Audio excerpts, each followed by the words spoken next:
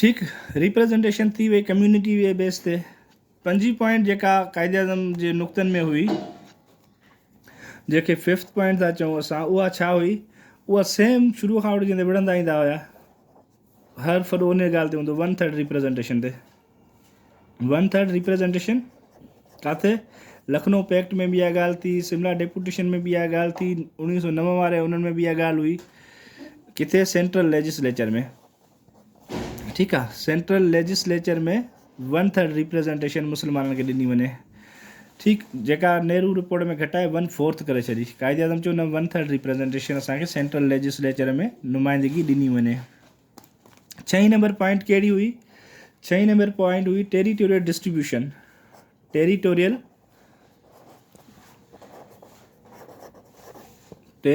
Distribution.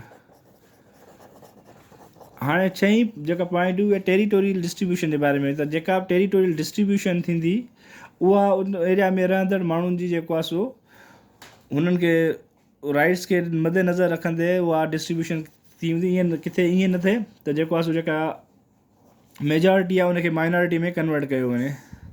ठीकु आहे, मतिलबु टेरिटोरियल डिस्ट्रीब्यूशन जेको आहे सो उतां जी जेके कम्यूनिटीज़ रहनि थियूं उन्हनि खे मद्देनज़र रखंदे कई वेंदी, ऐं माइनॉरिटीज़ खे मेजॉरिटीज़ खे माइनॉरिटीज़ में जेको आहे सो कन्वर्ट करण जी कोशिशि न कई वेंदी।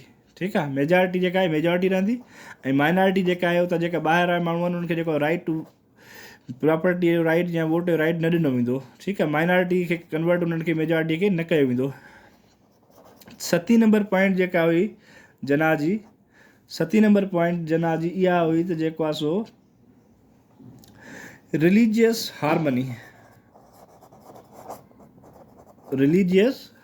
Harmony among all communities.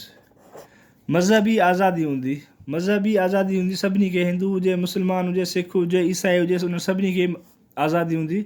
जेका इबादत करणु चाहे पंहिंजे मज़हब जे हिसाब सां अकॉर्डिंग टू देयर रिलीजन, उन में का रोक टोक न ब्रिटिशर्स कंदा, न मुस्लमान हिंदुनि जी में कंदा, न हिंदू मुस्लमाननि जी में कंदा, न सिखनि जी में कंदा।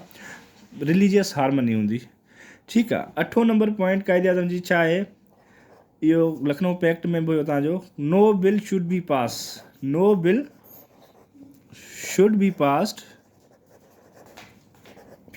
Passed which affects any community। ठीक है, any community until and unless 1/4 majority favor that bill। majority favors that bill।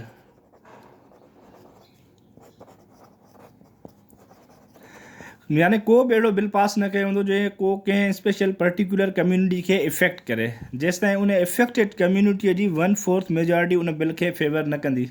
जेकॾहिं 1/4 मेजॉरिटी उन बिल जी फेवर न कंदी त that bill will be considered cancelled. ठीकु आहे, उहो बिल कॾहिं पास न थींदो, कैंसिल सम्झो वेंदो। ठीकु, जेसिताईं 1/4 रिप्रेजेंटेशन उन बिल जी फेवर न कंदी। घणी? 1/4 रिप्रेजेंटेशन जी फेवर जी ज़रूरत आहे हुनखे। 9 नंबर जेको आहे सो जना जे पॉइंट्स में जेको अचे पियो, उहो तव्हांखे सभिनी खे यादि हूंदो, असांखे बि यादि हूंदो हुयो न। Sindh should be separated from Bombay. Sindh should be separated from Bombay. Sindh खे बम्बई खां धार कयो वञे। ठीकु आहे, छो सिंध में जेको आहे सो मेजॉरिटी घणी जेको आहे सो मुस्लमाननि जी घणनि एरियाज़ में, ऐं जेको आहे सो उहो चाहिनि पिया त सिंध खे बम्बई खां धार कयो वञे। 10 नंबर ते जेका पॉइंट हुई उहा जेका हुई रिफॉर्म्स जे बारे में हुई। कंहिंजे लाइ रिफॉर्म्स घुरिया पिया वञनि? NWFP ऐं बलोचिस्तान लाइ रिफॉर्म पिया घुरिया वञनि। ठीकु आहे, NWFP ऐं बलोचिस्तान लाइ रिफॉर्म्स जी घुर कई वई। त NWFP ऐं बलोचिस्तान में बि अहिड़ा रिफॉर्म्स आंदा वञनि जेके ॿियनि सूबनि में या ॿियनि प्रोविंसिस में रिफॉर्म्स आंदा विया हुआ। ठीकु आहे, रिफॉर्म्स आणण जो मतिलबु त उन्हनि में जेको आहे सो उन्हनि खे जेको आहे सो ऑटोनॉमी ॾिनी वञे, उन्हनि खे प्रोविंसिस जो हक़ु ॾिनो वञे, जेको बलोचिस्तान ऐं NWFP काफ़ी अर्से ताईं न हुयो। बलोचिस्तान ॾिसो 1970 में जेको आहे सो प्रोविंस जो दर्जो मिलियो आहे। उनखां पहिरियों 35 वारे एक्ट में हिनखे जेको आहे सो चीफ कमिश्नर तहत जेको आहे सो प्रॉमिस जो हैसियत हुई, पर जेको आहे सो टेम्पररी हुई। परमानेंट जेको आहे 1970 में थियो आहे। उन 10 नंबर में क़ाइदे आज़म बलूचिस्तान ऐं NWFP में रिफॉर्म्स जी घुर कई आहे। छा त रिफॉर्म्स आंदा वञनि बलूचिस्तान में सिंध में ॿियनि सूबनि वांगुरु, जेके ॿियनि सूबनि में जीअं आंदा विया रिफॉर्म, अहिड़े ई तर्ज़ जा अहिड़े ई नमूने जा रिफॉर्म्स आंदा वञनि। 11 नंबर उन में पॉइंट में क़ाइदे आज़म घुरियो आहे शेयर, घुरियो आहे share in government services, share in government services. ठीकु आहे। हाणे जीअं अॼुकल्ह पाण वटि कोटा सिस्टम आहे, सिंध जी कोटा अलॻि आहे, पंजाब जी कोटा अलॻि आहे, बलोचिस्तान जी अलॻि आहे। जेकॾहिं सिंध जी कोटा ते कोई पंजाब वारो अचे त उनखे न रखियो वेंदो। जेकॾहिं को सिंध वारो घटि मार्क्स खणी बि अचे थो त उनखे कोटा सिस्टम चए थो, उहो उनखे एडजस्ट करे सघिजे थो। ठीकु आहे। अहिड़े ई नमूने जेको आहे क़ाइदे में 14 पॉइंट्स में जेको आहे मुस्लमाननि लाइ जॉब्स में, गवर्नमेंट सेक्टर में, नौकरियुनि में जेको आहे सो शेयर घुरियो। सर्विस असांखे जेको आहे जेके गवर्नमेंट जी जॉब्स आहिनि उन्हनि में शेयर ॾिनो वञे, कोटा ॾिनी वञे, भाई उहे हेतिरी सीटूं मुस्लमाननि जूं आहिनि। चाहे पोइ उन ते मुस्लमान अचे या न अचे, पर उहे मुस्लमाननि लाइ मुख़्तस रहंदियूं, उन ते मुस्लमाननि जो ई हक़ हूंदो। ठीकु। 12 नंबर पॉइंट छा थी चए क़ाइदे आज़म मोहम्मद अली जनाह जे नुक़्तनि जी, उहा थी चए जेको आहे सो सेंटर जेको आहे सो उहो प्रोटेक्ट कंदो छाजो, मुस्लमाननि जो रिलीजन जो,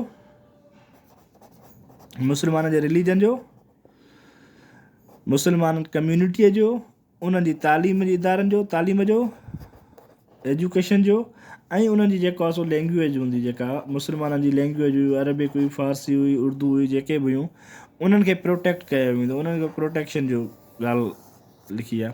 12 नंबर नुक़्ते में क़ाइदे आज़म चयो आहे मुस्लमाननि जी जेको आहे सो कम्यूनिटीअ जी, उन्हनि जी एजुकेशन जी, उन्हनि जी लैंग्वेज जी हिफ़ाज़त कई वेंदी, उन्हनि खे सेफ गार्ड कयो वेंदो, उन्हनि खे प्रोटेक्ट कयो वेंदो। ठीकु। माना 12 पॉइंट में क़ाइदे आज़म एजुकेशन, लैंग्वेज ऐं कम्यूनिटीअ जी रिलीजन जी प्रोटेक्शन जी ॻाल्हि कई आहे। ठीकु। 13 नंबर पॉइंट में जना साहब छा चयो आहे, जना साहब चयो आहे हाणे 1/3 रिप्रेजेंटेशन हमेशह सेंट्रल लेजिस्लेचर में घुरी अथनि। हिते 13 नंबर पॉइंट में जना साहब चयो 1/3 रिप्रेजेंटेशन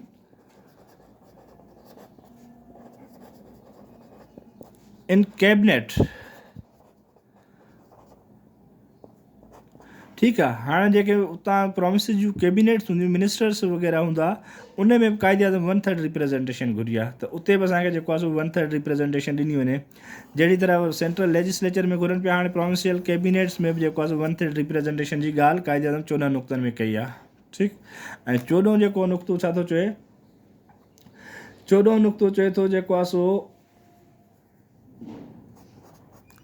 कॉन्स्टिट्यूशन में का बि अमेंडमेंट नथी करे सघिजे। Constitution should not be changed